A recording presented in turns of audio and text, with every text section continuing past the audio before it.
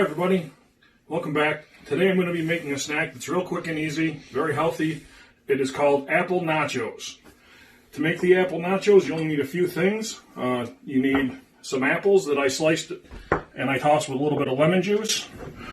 I took a fresh pear, I tossed that with lemon juice. You do that so they don't get soft and brown while you're getting ready to eat them.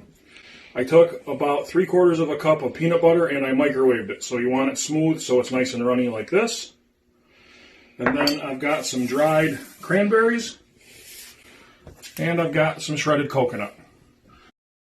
And to make the nachos, you just assemble them on the plate. So you can see the apples and the pears. What I did to them when I just sliced them and I took the cores out of both so there's no seeds or anything like that in there. And then I just arranged them on the plate, layer them a little bit. And then when it's time to add the peanut butter, just take a spoon of peanut butter and drizzle it around.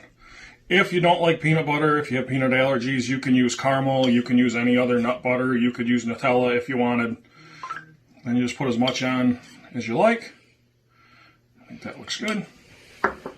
Then sprinkle on your cranberries.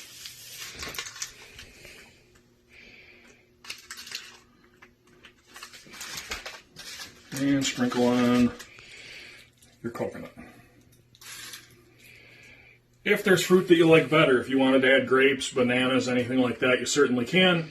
So it's very easy. You could add some chocolate chips if you wanted to. Anything you like, really, but this is how I made these.